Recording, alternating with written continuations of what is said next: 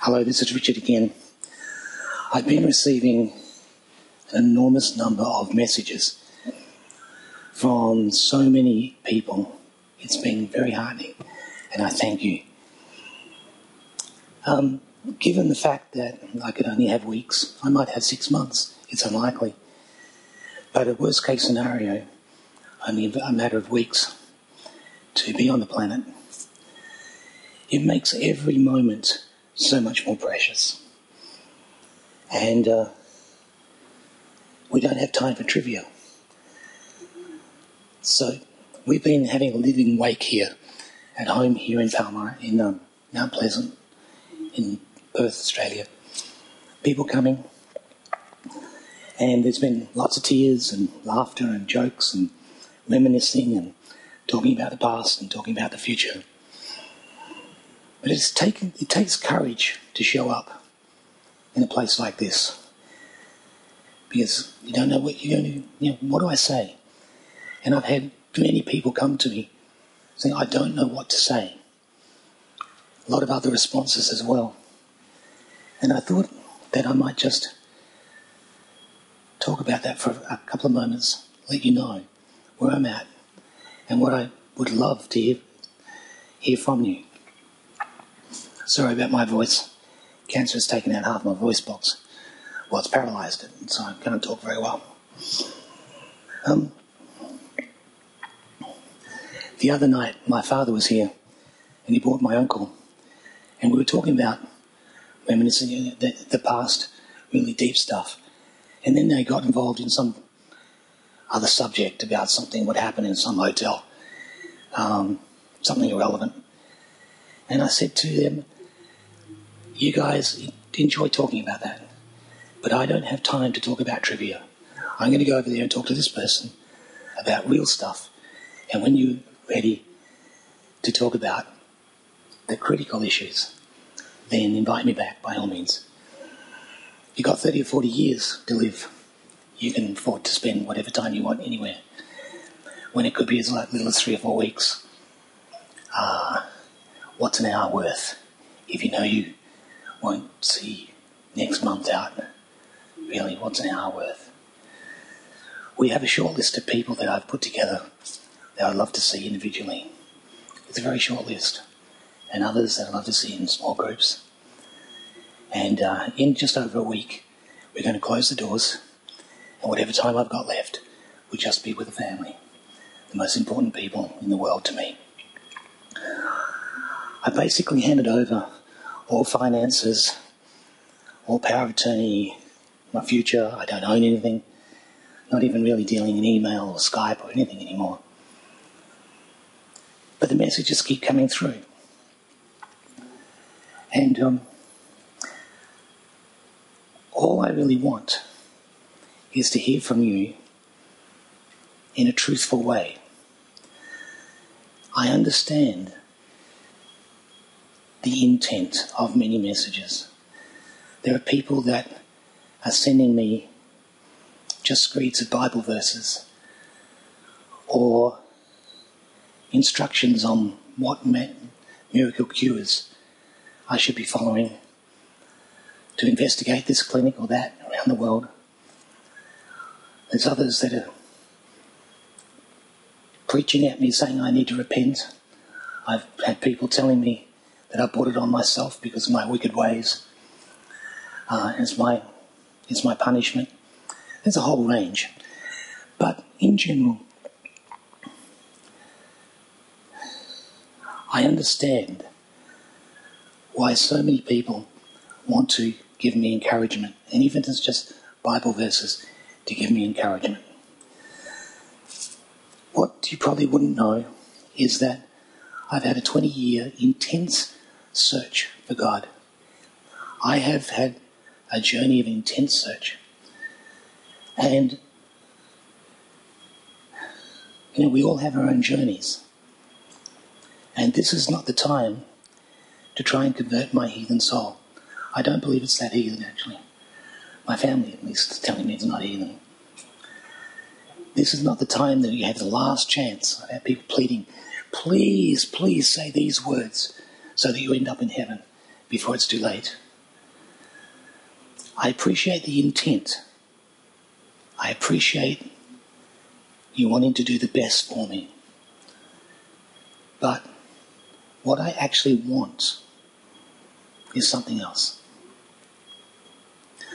We've been to the clinics. Only a month ago, we took some good friends who've got liver cancer to a clinic in Germany ourselves.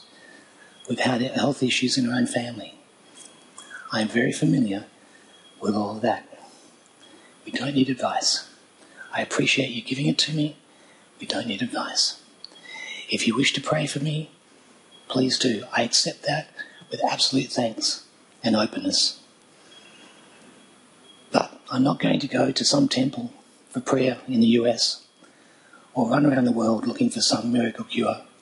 I don't have time. What I have is as serious as you can possibly get.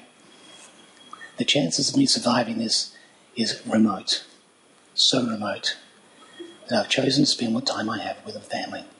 But I would like to hear from you if you wish. For example, I had somebody I know on the other side of the country sending me Bible verses most days for the last week. And I went back to him today. I said, look, I've studied the Bible more than most people I know. I know what's in it. I don't need you to send me Bible texts. What I want from you, if you want to give me anything, what I want is truth. I want to know what you're feeling. I want to know what you're thinking. Just put it down on paper and send it to me so my family always have it. I'll read it. I won't necessarily be able to get back to you, just depending on how I go. But I want to know where you're at. Tell me what's happening inside of you. And he came back and said, but it's so hard.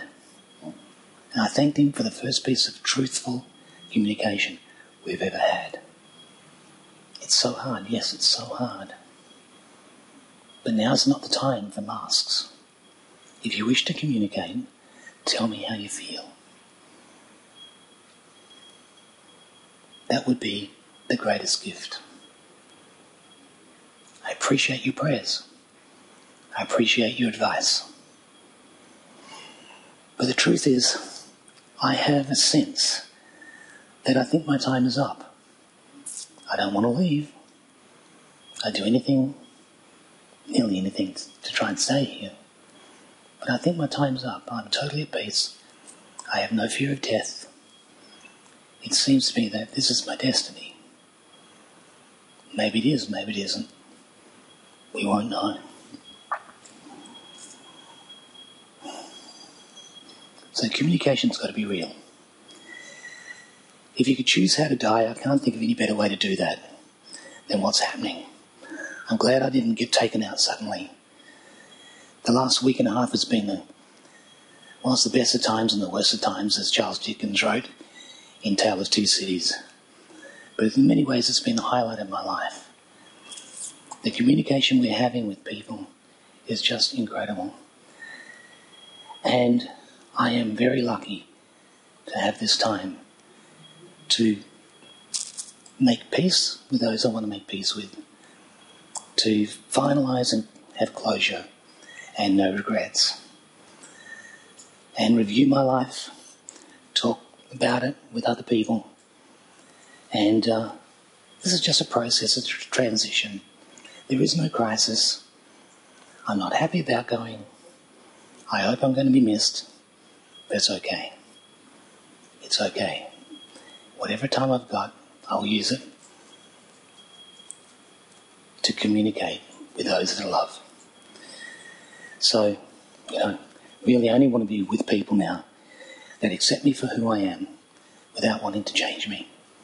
But I'd love to hear from you if you wish. But it needs to be real. It needs to be from the heart. Well, at least I would appreciate it being from the heart. Just want to know how you're feeling. Death is not scary. It's not pleasant. But dying is not a terrible thing. I know that. I'm here. It's actually a very peaceful thing. If you've done the best you can with your life, admitting to human failings, none of us are perfect, But I've always tried to do the right thing. I haven't always succeeded, but it has been my intent. And I've lived every day like it's my last. Do that and you're going to be right at some stage. I look back with very few regrets. Although there are some lessons I've learned, I would actually live my life quite differently now. Well, reasonably differently. But it's been good. I've revelled in life, loved without limit, and spent 30 years of heaven with the woman of my dreams. And I'm actually very peaceful about it. If you are interested in the journey, the last 20 years of searching for God and trying to reconcile a scientific mind, because my background is science, and faith, this has been one of the biggest searches, the most intense search of my life. I actually created a blog about it. It's certainly not for everyone. I'm sure a lot of people would disagree, but I found a resolution between the sciences, and eternity with total integrity. I never knew that such a place existed. So if you're interested, contact the family. They'd share that with you. So I chose how to live, and I enjoyed my life. I only had half a life. I was planning to live to 105, and I got to 102. I got brain cancer. I got excuses for getting muddled up. I got to tell you, I got a speeding fine the other day. Speeding fine. And a bookkeeper rings up and says, do I pay Richard's speeding fine? I said, no. Come on, boys. Catch me if you can. Good luck. I don't think that one's going to be paid. Gives me some satisfaction. Anyway, I chose how to live. We're now choosing how to die. And I'm totally at peace. And I'd love to hear from you. Don't feel embarrassed. Don't feel that you haven't got something to give. Like I said, I'm not in no crisis, but I love, if you're going to communicate, make it real communication. How do you feel? What's happened in the past? How do you feel about the future? Was there any stories that you can think of you'd like to remind me of? I just want to hear from you. You, deep inside your heart. Okay? That's my request. So I look forward to hearing from you if you wish. And I know it takes courage, but that would be the greatest gift that you could give me and my family at this time. Good to talk to you. I hope to speak to you again. Bye.